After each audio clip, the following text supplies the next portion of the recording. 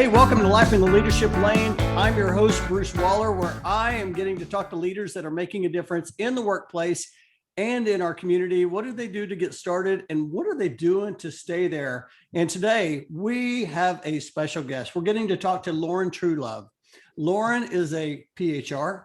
She's a SHRM-CP. She's a CSP, and she's a Vice President of Administration at Unity Hunt.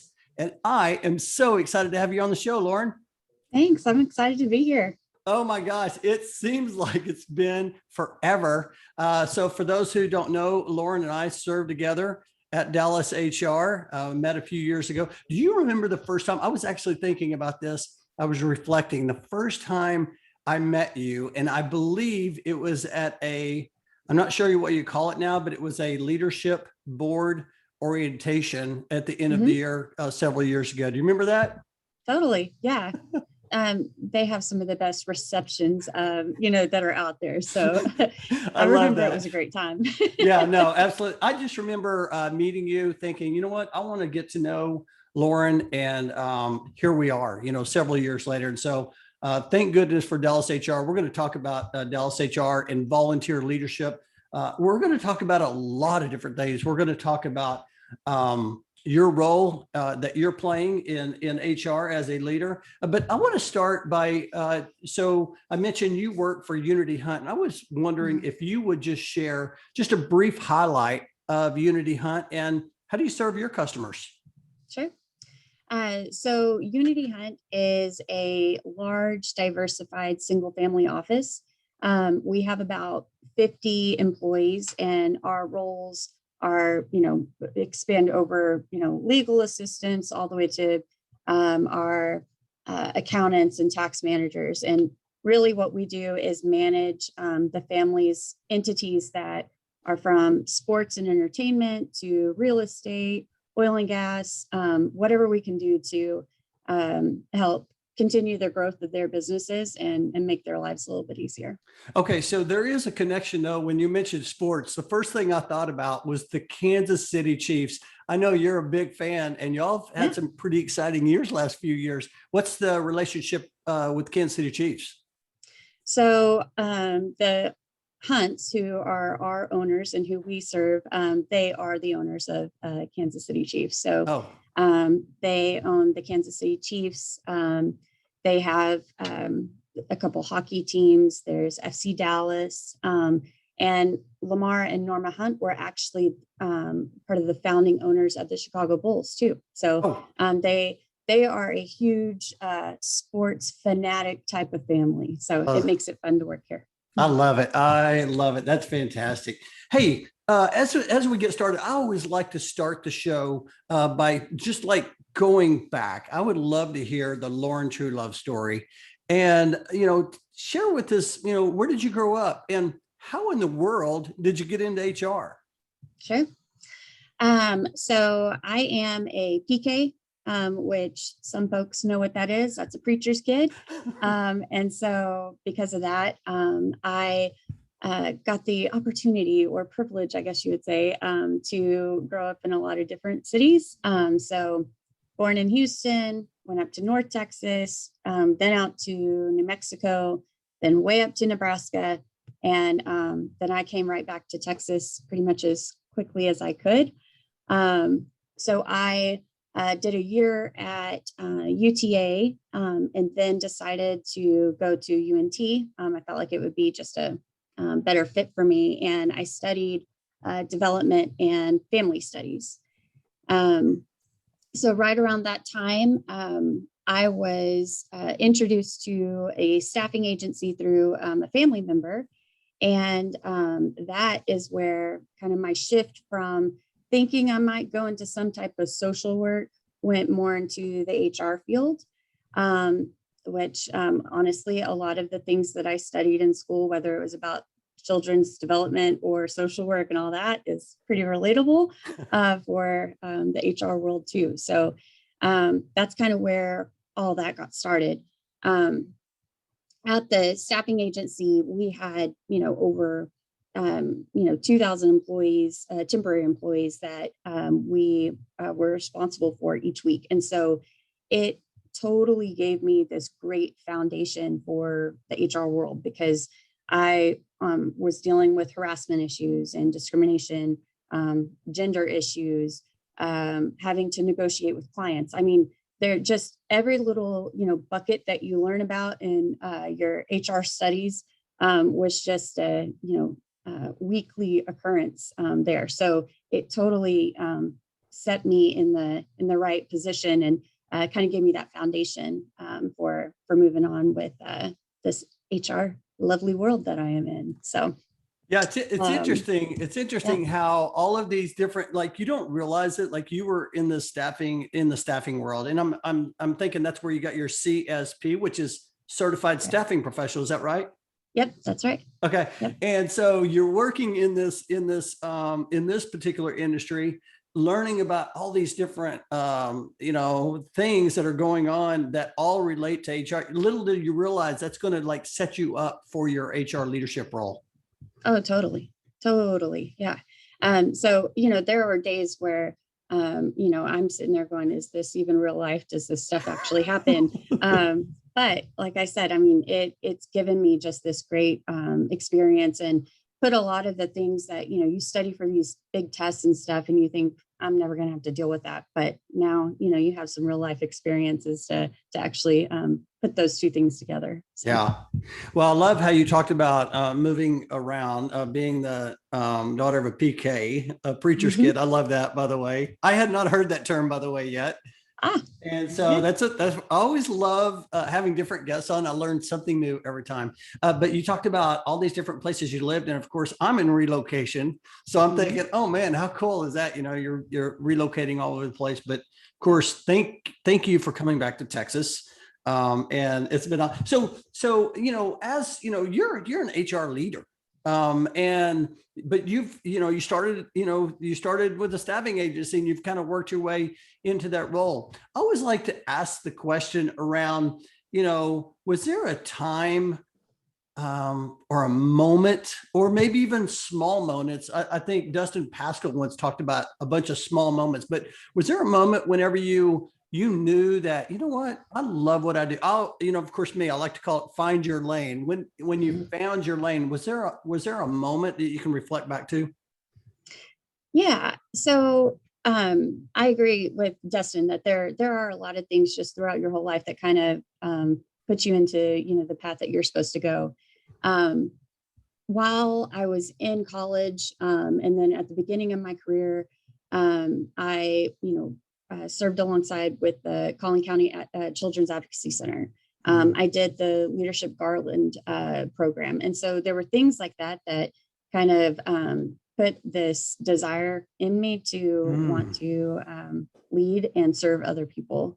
But then I think it was about 2 years ago, my dad and I actually spent about 3 days together, actually met up at one of the Dallas HR offices and shut the doors and just talked really for 3 days. And we worked through what my life plan is. And so it was everything from what's important to me, where am I right now? Where do I want to go? And how am I going to get there? So it was a lot of processing, things that you just don't naturally just sit down and, sit there and think through all the life turning events in your life and what you learned from them and whatnot. But it allowed me to really think through what my core values are and where I feel like I am gifted and how I can, use that in not only my professional career, but, giving back in leadership roles as well. Okay, so there is so much there. I want to dive into this just for a minute because I'm big into, of course, personal development. I've had different guests talk about the importance of personal growth plans that we're all aware, but a life plan. First of all, my first question to you is that, did you initiate that? Did your father, were y'all just talking, saying, hey, let's meet? How did that come about? So my dad became a certified life plan coach Mm-hmm. several years past, and so he had, gone through this process with several people in before. He still lives in Nebraska, Mm-hmm. and so my folks try to come down here, maybe once a quarter or so to visit my kids. And when I knew there was going to be an upcoming trip, I said, hey, I know it takes a lot of time and energy and all that, but I want to do this. And of course, he jumped all over it because Of he loves course. this kind of stuff. So yeah, that's kind of where that came Oh from. man, that is so good. Let me just say, if you're listening to the show right now, hit pause, pick up a pen, take out a journal, because there's going to be gold in this conversation. I just know it. I love it when you talked about the life plan, talking about values, purpose. So I'm curious. So you've mapped that out. Is that something that not only helps you, but maybe even you can even like help team members along the way, not necessarily being like the life plan instructor, but just takeaways and things like that. Has it helped? Oh, for sure. And like you said, here in the office or with my friendships, and just kind of reminding people that there are natural things in life that either energize us or deplete us. And so thinking through what those things are in your life and for you can make or break, a day for you, or if you're going spiraling down, because of just lack of energy or whatever, knowing what the things are that do replenish you, So for me, it's listening to some upbeat music, worship music, exercising, spending time with my friends and family, or honestly, just being outside. Those are just easy, natural things that I can do, and it helps kind of reset me. um, and then it also, you when you know where your comfort zones are and kind of what you tend to go to when you are kind of in a rut, and how to avoid some of those things or to recognize them, it helps reset basically. So Oh man, I love that. And when you just said that, I immediately went to back to 2020, and I remember, being in relocation. A lot of people, a lot of corporations stopped moving people, mhm. right? And I remember thinking, I mean, it was such a heavy time, and I was having a really, really hard day. And I was just thinking, man, I'm just down in the dumps. I got to figure out a way. So I pull out a piece of paper and I just start writing all these different things down. Not only that I was grateful for, but you use the word that I love, and that's energize. Yeah. What energizes me? And I started writing all these things down. And it reminded me of how I kind of came up with my purpose statement.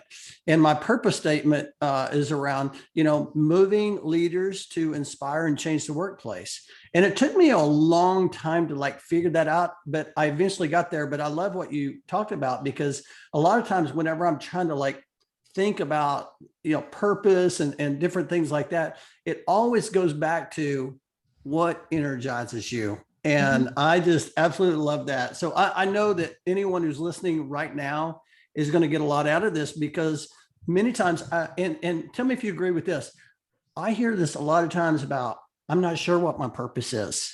Mhm. I want to know. I really want to. I just don't know. And for some people, they know right away, right? And for others, it just takes a while, doesn't it? It does. And um, for me, and I'm sure this is true across a lot of folks, but even being okay with and saying what your purpose is, and being confident about that, and not shying away from it, thinking, oh well, I can't do that, or that sounds just so boisterous or whatever, but accepting it and knowing that God gave you the gifts that he has Mm, for a reason. And so to go for it and well, accept it and be confident with it. I love that. Oh my gosh, I love that. Well, so you have definitely found your lane, and one of the things that I've noticed, a common thread between all of these different leaders that I've had a chance to have these incredible conversations with is that they all seem to have these people in their life. We're going to call them mentors, right? People that have helped them along the way. First thing I'm thinking is your dad. I mean, what a great mentor to be able to say, hey, let's put together a life plan. But were there some other mentors that have helped you get to where you are? Can you share a little bit about that?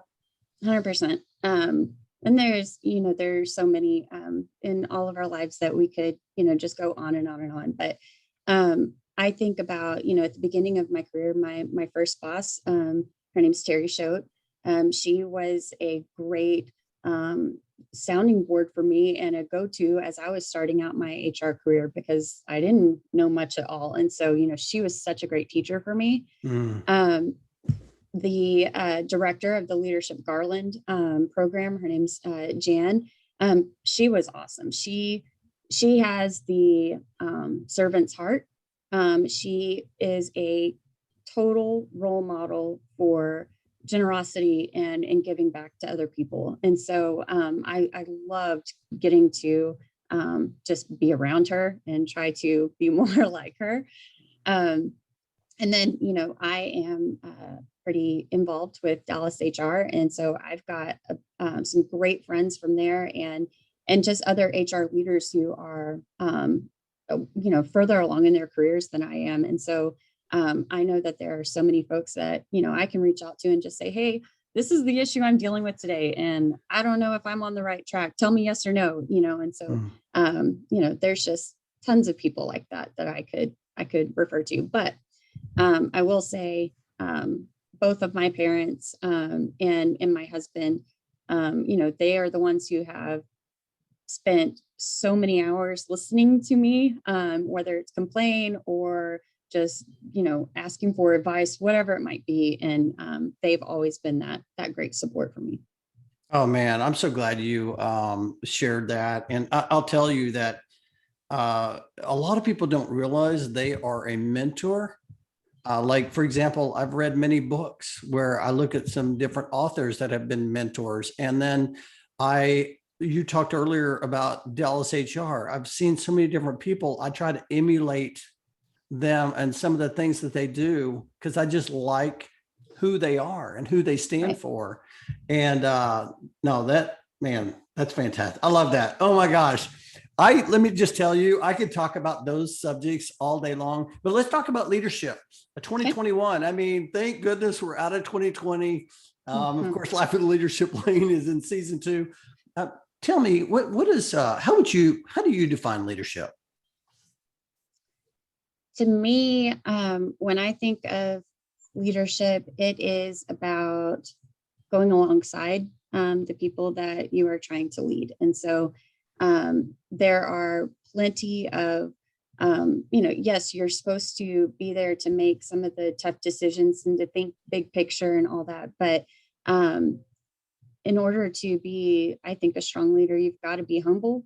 And you have to be willing to do the stuff that just needs to get done. So an example, I give to the folks on my team is, if you walk into our kitchen and there are coffee mugs in the sink, the dishwasher's right there, you can just put it in there. It's okay. If you see that somebody missed the trash can, pick it up, put it in there. So, I think knowing that as a leader, you do have to make some of those really big decisions, but also just willing to do whatever needs to be done and not, I guess, just having that humble spirit is important. I love that. I love how you talk about walking alongside.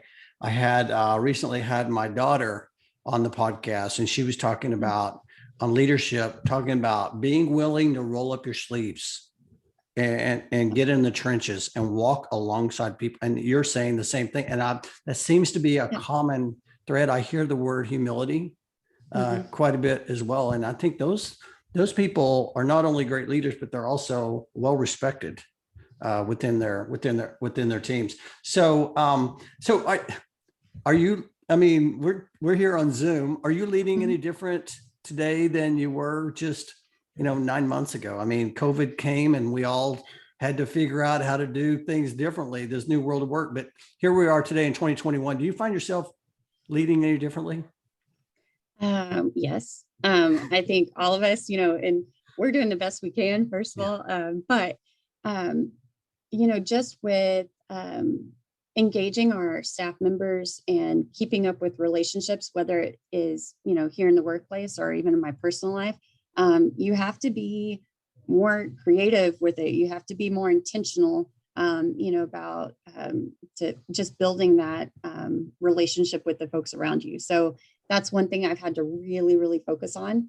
And then I would also say that I have just learned a lot about having some patience and understanding for people who have felt differently about this pandemic and how it is handled, and remembering that, everybody deserves respect and patience Mm, and kindness and all that, regardless if y'all are on the same wavelength or not. So, yeah. I tell you, one of the things that a common word I'm hearing also is having empathy, because we really don't know what's going on in that other person's life right now. For example, when the pandemic hit, my wife is a child care director. mm, Well, my daughter and her husband both worked in the office, essential workers, so they were going to the office. So when the daycare was closed, that means she was keeping her children. yeah. And so I had this 1 year old and this 3 year old running around my house. And I all of a sudden, my eyes just widened. I've always had empathy for working parents, but Mhm. man, I saw just a different look, like at a moment's notice, I need to go run in there and help them with something.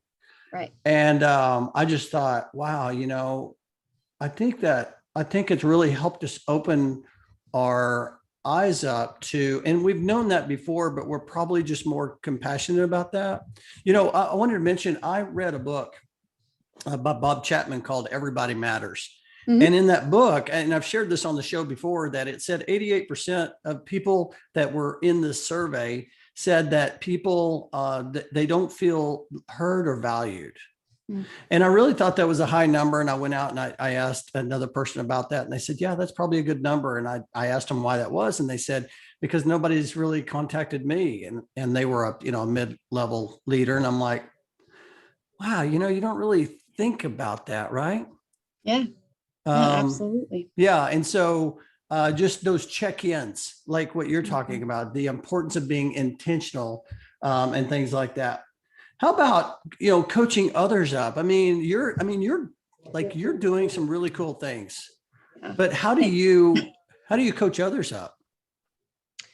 I think one of the foundational pieces that is a must is just giving it the time so that the person trusts you. Mm, And so, if I, walk in and, try to give this person all kinds of, hey, I'm seeing you're doing this and that, and let's try this. Well, if they don't know me from anybody else and they don't mm, feel that I genuinely care about them and that this is something that, um, I feel is important for our relationship, not just, so I can share all my words of wisdom with. mm, It's not going to go very far. So I think just, making sure that there is the time spent so that that person knows that you do care, and that, you've got their best interest at heart is huge. So um, I think it's a very personal process. So again, before somebody is going to want to open up and want to go along that journey with you, you've really got to put in the time to get to know them and to, build that relationship and trust with them. man, you hit the nail on the head, because I actually have been doing some presentations around buy-in and influence. And one of the things I shared was that there's these different steps you have to go through. And the first step is building trust. And if you're not building, many people, like, they try to skip that step and Mhm. go straight to, I found a problem, or, hey, we need to do this. And they don't realize they have not built that trust yet. And because trust takes a long time, right? You have to build relationships, Mhm. and relationships are hard to build. And so I always like to ask leaders, and I say leaders in the HR community versus just HR leaders, just leaders. How do you coach people up to, get buy-in from the C-suite? I mean, people want buy-in on, hey, I want to hire this person, or I want to Mhm. change this policy, or I want to, and what are some things that you share to help people get more influence? Sure. Um, so I had to figure some of this out recently when I came to Unity Hunt. Mhm. They knew my resume and that was about it. They didn't know me personally at all. So it did take some time just of having some lunches and just some time to build some rapport. But even one of the other, I wouldn't say more important, but a huge piece of the process is learning how that person is wired, what their communication style is like. Um, for instance, I learned very early on that my boss and I are pretty much opposites in just how we approach, projects. I am somebody who is, I've pretty much got an idea of what I want to do and where we're going. And so this is how we're going to start and let's go. And if we have to make changes along the way, it's not a big deal. We'll just adjust and keep going and, let's go. Um, and he is much more of a data person. Mhm. He needs to know all of that planning ahead of time. He wants to know, well, if we do it this way, what are some of the possible risks for that? And what are the benefits to that? And okay, well, what about if we go this route? And so that is so out of my comfort zone. But I realized if I want to have him buy in, if I want to have him endorse this new project that I want to do, I have to come at the very beginning with all of that research and all of that data and to be able to talk through, okay, here's why I want to go this way. And here's kind of what I've already processed through. And so it just gives him, I think, more comfort and more trust that, I've done some due diligence there and not just the seat of my pants type of thing. So I think a lot of times it's getting out of what we want, how we think, how we communicate, and thinking about how that person needs to hear it, and in trying to adjust your approach to meet them. Oh my goodness, yes. I was actually thinking about, we put together Leadership Links program for Dallas HR. I think you've been through that. And how we all took, and I'm thinking about this story, how we all took this DISC assessment, right? Mm-hmm. There was a guy in that particular group that he was the VP of talent acquisition for an organization. It's just a tremendous guy, but he never would engage in our board meetings. And we were just like, does he really want to be here? And Yeah. my eyes were open whenever we took that DISC assessment. Of course, I'm an ID, Mm-hmm. but he was on the opposite spectrum, like you were talking about, very analytical. He needed all the data to know. He wanted bring it all to me. And then once you bring it to me, then let's talk about it. But until then, I'm just soaking it in. Right. I became good friends with him. Yeah. And I didn't know. And so that is a absolutely great example. So have you taken a lot of different assessments? I mean, are you good at reading people? I mean, so if someone else is in your shoes or in their in a situation, how would they know? Is that just spending time with them? I do think part of it is, spending time with them, but I am a big nerd when it comes to those personality assessments and stuff. So I've done, DISC and Culture Index. Our company does a predictive index, and so I've gone through those trainings where you learn about all of those different factors, and and the fact that we aren't all one thing, we're a mixture of things. And so just learning to see all of those different traits and that none of them are better than another. It's just who we are. And so just, I think a lot of it that I've gotten better at because I've studied it has come through that. But again, you have to spend time with the person and ask them, so if you don't have these resources, if you don't have one of those assessments that you can go and pull up and read about the person, early on, I talked with my boss, and when I got hired, and I said, how do you want to communicate? Like, do you want an email? And if I email you and I don't hear back from you, do you want me to follow up, or do you want me to leave you alone? Because it's there and I can just be patient, and so sometimes it's just, asking them, hey, what do you want to hear? And how is this going to work best for you? So I love that. I love that. Cause I mean, sometimes you just go and you just got to ask, right? Yeah. I love that. How would you like to communicate? And I'll say that that's a great question, because many times we might send an email and we don't get anything back. And we're like, crickets, like, what does that mean? And all of a sudden you start thinking, but when you know exactly how they communicate, then you're like, oh, you know what? He or she typically responds a couple of days, or depending on the nature, whatever that is. I want to talk about this assessments for a second, because assessments are not only good in the workplace, they can be good in the community. I actually, my son-in-law took the predictive index at his company. So of course he brings it home and he wants all the family to take it. And I just thought it was very interesting, because all of a sudden now we're talking not at work, but we're talking at home, and we're trying to, okay. So in this case, I'm a maverick, and they were talking about all these different positives. I'm like, yes, yes, yes. And then it's like blind spots, maybe he has a little attention to detail. And of course my wife's like, immediately, yes, that's him. But just going through that process, like with my daughter and her husband and my sons and his wife and my wife, all of a sudden now I kind of look at things a little differently. And I've been, living with my family for many, many years.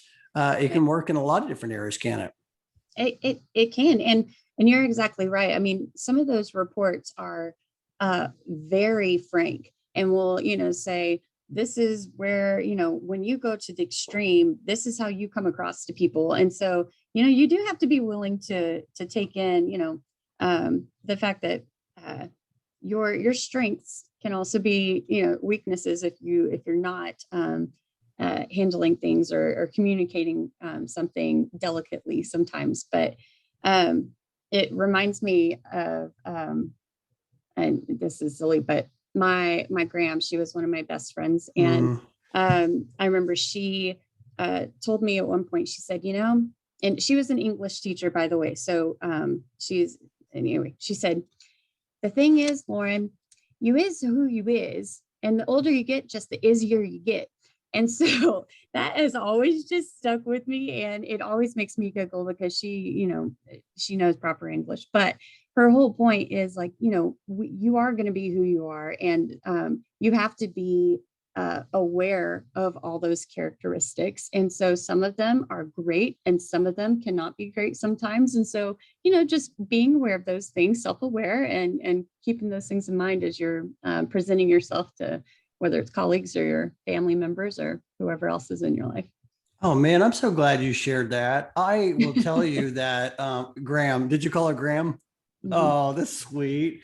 I have a lot of weaknesses, and I think that it's taken a point to where I'm like, you know what, I need to just admit I'm not good in that area. I need to find somebody that will help me. And even if it's just talking to them about something, speaking of detail, the reason why I thought it was kind of funny was because, and I do a lot of like moving estimates. So I got to be detailed, but there's some things. So I, published a book, several years ago, and I just remember, I didn't have a lot of people. I didn't go through the process.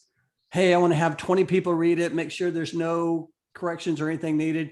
And of course I published it, and immediately I had 3 or 4 people call me and say, hey, you got a few misspelled words in here. I'm like, Yep, that's detail. Yeah. So I got it all correct. It was fine, but I mean, that was so true. So I know I'm very self-aware, and so I like taking those as well. The DIS, of course, the predictive index. Melanie Schaefer was on one of the shows. She's the CEO of Talent Suite, and she talked about the importance of predictive index. And so I love that. Oh man. So have y'all, so you've done that in your organization? Has that been part of something y'all have done? Yeah. So it didn't become like a requirement or a consistent thing until several years ago. But all of our candidates take the assessment, and we don't use it as a, it's a litmus test of yes, they're hired or no, they're not. But we do use it just for to think about how they would interact with the rest of the team. And for this particular position, we don't need a social butterfly who's going to be, going throughout the office the whole time. We need somebody who's going to be more, analytical and detail oriented. And so it is helpful to see, what their traits are and how they match up to, the ideal person for that role. And it helps make those decisions for sure. Yeah, that's fantastic. My son-in-law, after he took it, he's really dialed into, he's trying to figure out now, how can he use that to manage his team? And not just to manage his team, just to connect with his team and trying to figure out how to work with them better. So there's a lot of value in that. And so I hadn't actually planned on talking to you a lot about, but I think it's fascinating, and I think it's important, and I think we'll continue to see the trend of data analytics and different things like that, don't you? For sure. Yeah, for sure. Oh man, this is so good. Oh man, let me ask you a question. I mean, you're pretty driven. What drives you as a leader?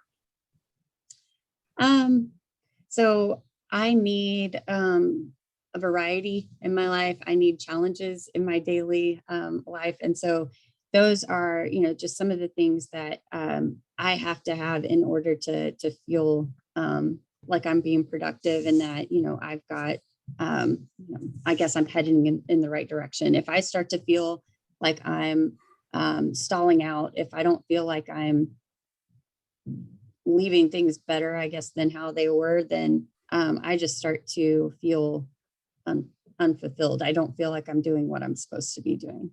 So I love that. I was telling somebody I'm a big Brene Brown fan. You like Brene Brown? Oh yes. She's so awesome. And I remember reading in her book, Dare to Lead. And it said, when someone asks you what your two value, so we all have these different values. And you talked earlier about values, but we should all know our top two. And so I decided after that book, I was going to know what my top two were, and that just somebody asked me, I was going to tell them. And so my top two are integrity and continuous improvement. And the reason why continuous improvement is number two is because if I don't feel like I'm like learning something new, I feel sluggish. I feel tired. I feel drained. And I want to, I feel energized when I'm like this conversation right here. I'm very energized. I call this my growth day, by the way. Like I'm going to grow because of this conversation. And so that's part of that. So values, knowing your values, I think that's important. Absolutely. Oh man. So let me ask you this. Let's talk a little bit real quick about volunteer leadership. So we talked about you leading your team. Why is volunteer leadership important to you? And talk a little bit about that. Well, I had, my parents were role models for giving back, since I was in diapers. So I think part of it is that's just been kind of the world that I grew up in. But I think it's important to give back what we've been given. I mean, I really have been blessed way more than I deserve. And so I feel like it is my responsibility to give back. And I think when you do take time to serve, one, yes, you're helping whatever organization or group of people that really need it. but you often are going to be surrounded by people who have those same types of values and, just moral codes that you do. And so you're surrounding yourself with people that you can be more like and people that you can learn from. So you're going to put yourself in a position to just be around mentors, basically. And so I think it does as much for your soul and your energy and everything as much as it does just the organization that you're trying to help. Oh man, that's so good. And I know you've been volunteering for a long time. We recently, like I said, we met at Dallas HR. And so Dallas HR, for those who don't know, is a SHRM chapter in the Dallas area, third largest chapter in the country. And so you've been volunteering. What led you? I'm just curious, like what led you to Dallas HR? Because you were in the area for a while before you started getting involved. I was just curious, kind of what did that journey look like, and what do you get out of that? Okay. So I did join at the beginning of my HR career because I wanted to be able to go through some of those educational programs and all. One of the first ones I did was their HR 101 course, and it was such a good just foundation for me. It was fantastic. And then, I have over the years, especially these last 4 or 5 years, I've just become more and more involved. And I was introduced to some folks that opened the door to my current position right now. So, I mean, that was absolutely amazing. And so I think that even though initially I got involved to kind of be just help me with my career and everything. Over the years, I've been able to find ways to give back to, and that's a big reason why I volunteer, because I feel like they've given me so much to get me to where I am right now that I want to be able to do something to help them. So yeah, and I know you've been very instrumental in the Collin County HR piece of it as well, and so and you're fantastic. I've enjoyed getting to know you, and I've admired your leadership, and enjoyed watching you grow and continue to give back. You're so right. I had a conversation with an HR leader actually just before the recording of this podcast, and he's been a part of SHRM, but he had never joined a local chapter and never got it. He wanted to know what the value was and the benefit. I'm like, where do I start? Right. And I said, there's just something about building that network outside the workplace that not only you can just talk to people, right? And you can, and there's so much more, but just that's where it starts, right? Building, and I think you mentioned earlier, friends for life. Yep.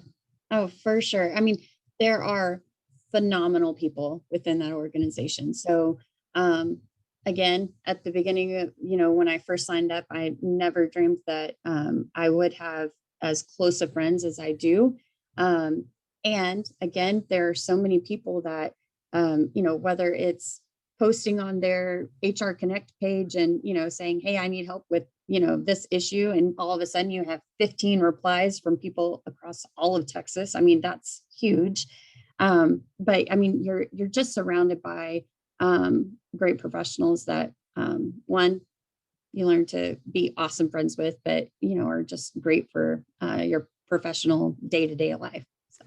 Well, I'm grateful because that's how we connected, and we've connected with so many of our friends. So no, that's fantastic. I love that. And so I'll put the link to the organization in the show notes if you want to check out Dallas HR or some of the other things we've talked about. You can get to that. Hey, I want to shift real quick. We talked a little bit about you leading in your organization. We talked a little bit about volunteer leadership. I want to talk about Lauren leading herself. And I was just curious, do you have like a daily practice or something you do every day that helps you keep on track as a leader? You want to share that? Sure. So I am usually up and out the door before my kids are even awake and stuff. And I try to get to the office before most people arrive. But on my commute, I take time to listen to either whether it's a podcast or a certain uplifting music, whatever it is that's going to kind of put me in a positive headspace, that I'm starting the day off in a good place. There are certainly so many days that I'm exhausted, or things from the day before could totally get me down if I just start going through all those things rather than taking, kind of giving it a fresh start. So that's a big deal for me. That 20-25 minutes, in the car on the way there is big. I do get here before a lot of other people, and that hour and a half is huge just to knock out a ton of stuff, before things get busy and people start knocking on your door and everything. So I try to do as much of those things so that when people are here, I'm available, and I'm not irritated because I still have to, answer this email over here, but that I can be approachable and available to the folks here. And then kind of same way as I'm heading home, I try to mentally switch from work Lauren to mom Lauren. And so whether it's been a great day or a not so great day, I need those, few minutes in the car just to, again, let go some of those things so that I am smiling when I see my kids, and, that I'm not bringing anything, from the office that doesn't need to be there. And so that I can be a good mom and a good cheerleader for them. So those are, I guess I would say I take advantage of the quiet times that I do have in my day, because they're very packed days, but there's always little snippets of time that I use just to kind of, like I said, reset. So I like how you shared that, because you were talking about not only do I need my quiet time, and by the way, all of the leaders on Life and Leadership Lane, they all have this system, right? You have your system, and getting quiet. But what you said is that I want to get quiet so that way when I get there, I can knock some things out so I can be present. mm-hmm. And I guarantee your team members appreciate that. And I think that's going to help a lot of people listening to this podcast as well, knowing that, you know what, we've got to get ourselves in that mindset, in that frame of mind, to when it's time to be present, we can be present. And you were talking about present at work, but you were also talking about present with your family once you're off. And so I think that's super important. Yeah. Oh man, so good. I will tell you, that's one of the like somebody asked me one time about, hey, what's the toughest thing about leadership? And I said, for me, it's leading me. Like, just trying to make sure that I stay on course so I can be the best person possible to be present for whoever I'm with that time. Hey, I always like to ask this question. You've been given any advice? It was so good. Maybe it was from a family or friend or someone at work. It was so good, you find yourself just giving it from time to time? Yes. And this is something that I've had to work on a lot over the years. But again, my dad forwarded me an article not too long ago that was huge for me. I like people, and I prefer for people to like me back. And this whole article was on the fact that you have to figure out the tension between leadership and being liked, and that they don't always go hand in hand. Mm-hmm. And so figuring out how to be an effective leader and present yourself in a likable way, but not letting that desire for people to like you determine how you respond to things and the way that you make your decisions. So it really just talked through thinking about, why am I doing this, and what are my motives behind it? And if it truly is something that is there to help people in the long run, And even if they don't want to go, they may say, I don't want to do this. And they naturally would not choose to do that unless were the leader in front of them that said, no, we're going this way.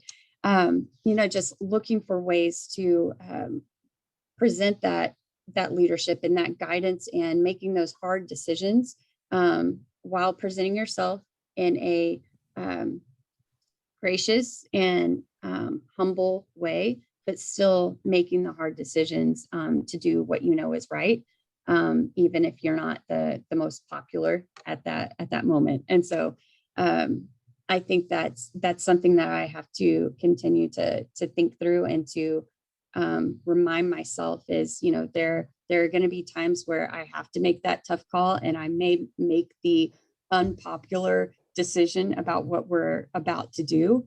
And it's okay if there are people who don't like it or don't like me at the moment. If I'm doing it for the right reasons, and if I'm doing it for the good and, what I truly believe is the right thing, then that's what you should do.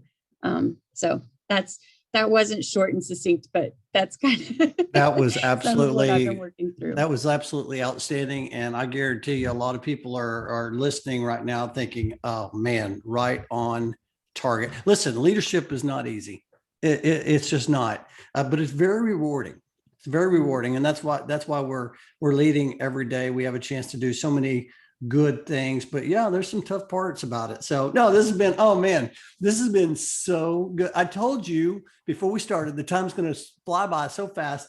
We're down to the last few minutes, and what I like to call is time to accelerate. So I'm going to ask you a few questions for you to answer. So book or podcast? Podcast in the car and book otherwise.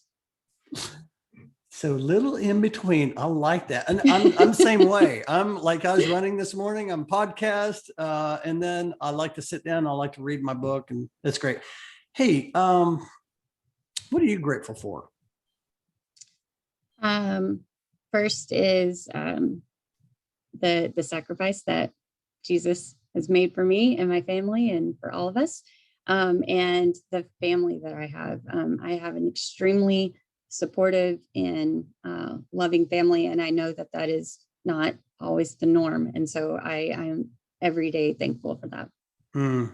Yeah, man, I'll tell you, a lot of gratitude in being able to spend time with them during that COVID for sure. Hey, we're speaking of that, we're in 2021, Q2, here we go. What are you excited about in 2021? I am almost finished with my master's program. So come August, I will be done, and it has been a lot. And so I am very stoked about that. How exciting. Oh my goodness. I didn't even know that, man. So you can see the light at the end of the tunnel, and it's not an incoming train. It's actually the light that you're going to get through this thing. Oh man. Hey, we used the word energizing earlier. What energizes you? Well, people in general, but I think more than anybody else, my kids, Helen and Jane, they are like little bundles of joy. And so it's hard to just not be energized and happy around them. Oh, that's fantastic. Oh, so good. Okay. This is the last question. And I love to ask this question. And I want to ask Lauren, 10 years older. She's around the corner, and she's knocking at your door, and you're going to go answer that door. What's she going to tell you? I think she would say to enjoy the stage that I am currently in, and, focus and think about and just focus on the good, basically. Yeah. Focus on the good. Oh man, that is so good. Oh, listen, you are definitely driving in the leadership lane. I have enjoyed this so much. It's been such an energizing conversation. Hey, if someone wanted to, I don't know, they wanted to connect with you or get to know a little bit more about you, how would be the best way for them to connect? So, unlike most of the world, I am not on any social medias except for LinkedIn. But you can find me there. So Lauren Truelove on LinkedIn. Perfect. I'll put that in the show notes. If you want to connect with Lauren, you certainly do that. And if you're listening to the show and you enjoy the show, we would love to have a 5-star review. So rate the show. Hey, Lauren, thank you again for coming on to just share your perspective and your wisdom. I've enjoyed it so much. I appreciate your leadership, especially in Dallas HR. And more importantly, I appreciate your friendship. So thanks again for coming on. Thank you for having me. It's been fun. Oh, you're welcome. I cannot wait to share the show. I'll talk to you later.